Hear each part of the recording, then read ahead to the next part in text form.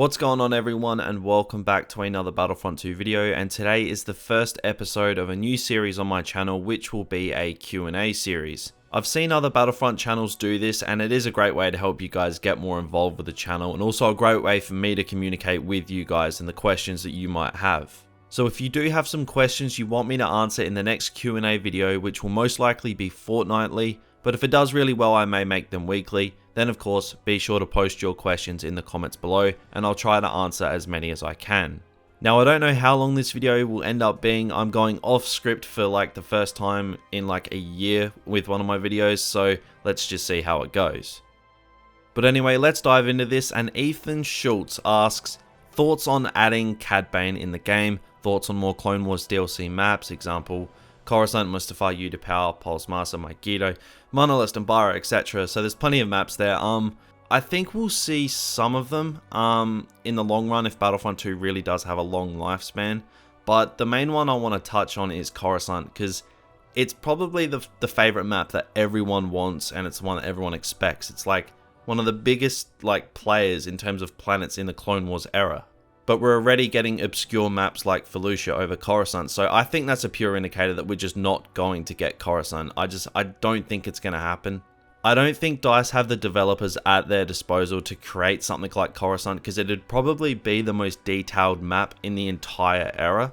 Like, just think about it, if they're going to build the Jedi Temple, they have to render in like all the rest of Coruscant outside the windows and all that sort of stuff, and I don't think we're going to see anything like that for this game. I think we'll see more contained maps like Felucia probably will end up being. I don't think we'll see something as big and extravagant as Coruscant, which is disappointing, but yeah, that's pretty much my overall thoughts on that question. As for Cad Bane, I don't think we'll see him. I think we'll see the likes of Jango Fett and Padme before we even see someone like that. But I will gladly be proven wrong, as Cad Bane is an absolute badass. And on to the next question, we have Ozzie asking, pretty quick question, what's your favourite Star Wars film, and also do you think there will be a Battlefront 3? But as for your question, my favourite Star Wars film at the moment is probably Revenge of the Sith. It does tend to rotate around quite a bit with Empire Strikes Back, as I'm sure it's like that with a lot of people my age.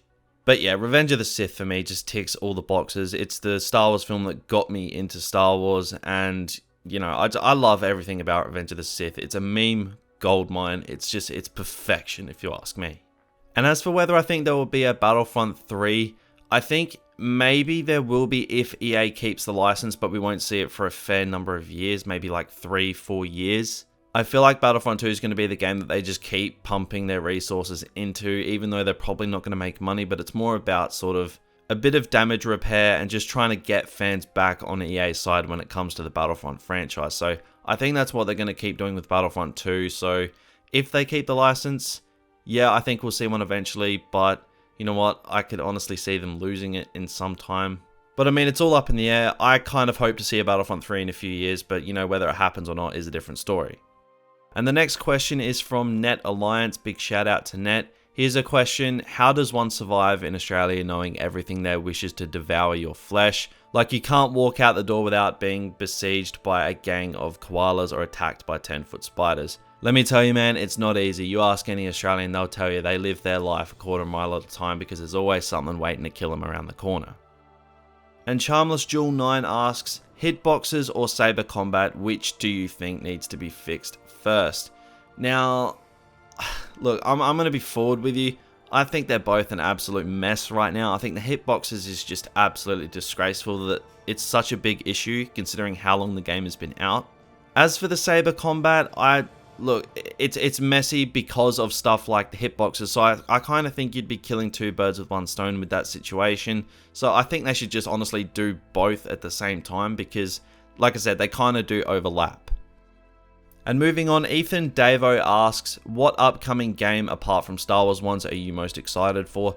That's a pretty easy one for me, and it's Skull and Bones, which is like a pirate single player like campaign sort of thing.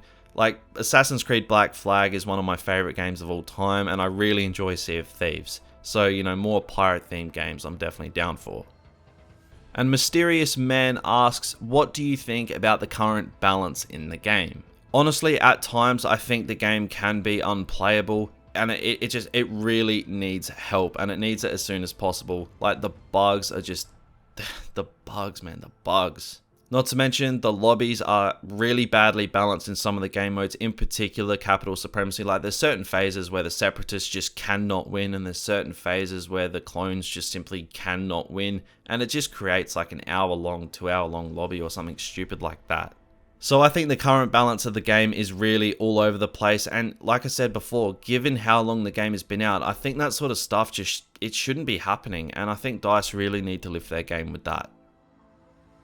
And on to the next question from Bryce Philcox. He asks, "Hey man, love your vids, one of the first Battlefront channels I started watching. What is your favourite hero and villain in Battlefront 2?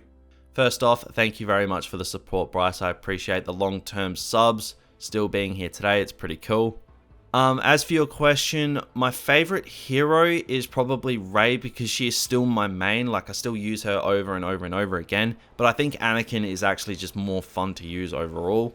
As for the villain, I would say Vader because he's just an absolute tank. The Force Choke is just, if you get caught in that Force Choke, you are done for. So using Vader and using the Force Choke and the Saber Throw and all that good stuff, you can't go past it. And moving on to Fire Blue Gaming, he asks, one, if you had to choose between Umbara and Felucia, what map would it be? And the second question, if you had to choose between new weapons or new skins, what would it be? So for the first question, I would say Felucia, as between those two planets, I've got to give Felucia the edge, which I'm lucky considering that is the map that we are getting. As for the second question, it purely depends on what sort of skin we're going to get. If it's like a legendary Anakin skin or something like that, then I would say the skin, but knowing DICE, it'd just be some crappy Chewbacca bandage skin, so I'm going to have to say the weapons. I mean, we haven't had any weapons since the game dropped, and we've had skins, so I guess I'm just going to stick with weapons there. And now the very last question of the video from Seros Koch. He asks, can you rank your excitement for the upcoming Star Wars projects? So from my most excited to least excited, I'm going to go with Episode 9, Number 1. I'm actually really keen for it. I know, sue me. Clone Wars Season 7, I'm actually really excited for, as any normal human being should be. Fallen Order at third place, I am really keen for that too. I'm just interested for a new Star Wars game, to be completely honest. And at number 4, I'd say The Mandalorian, because I mean, it just looks awesome, and like, there's so many talented names attached to the project, you can't not be excited for it. But 5th, I would say the Lego Star Wars games. I wasn't big on them growing up. I enjoyed them, but you know, I'm not one of the guys who's, you know, waiting out for it to come out and all that sort of stuff. But, you know, if I like it, I'll probably do videos on it on the channel. And the one that I'm least excited for is probably the Cassian Andor series. I mean, I liked Rogue One, I liked Cassian, but as for giving him his own series, I don't know about that one. But anyway, that's going to do it for this week's Q&A video. I can't get all questions in each video, so be sure to keep on asking and I will get around to it for sure in upcoming Q&As. So if you did enjoy this video and want to see more like it, then be sure to drop a like on the video to help the channel, as it seems the algorithm is favoring likes now, and it would just be greatly appreciated if you could help the channel out. And if you are new to the channel, then feel free to subscribe, and remember to ask your questions below for the chance to feature in an upcoming video. But that will do it for today, so thank you all for watching and I'll catch you guys all later.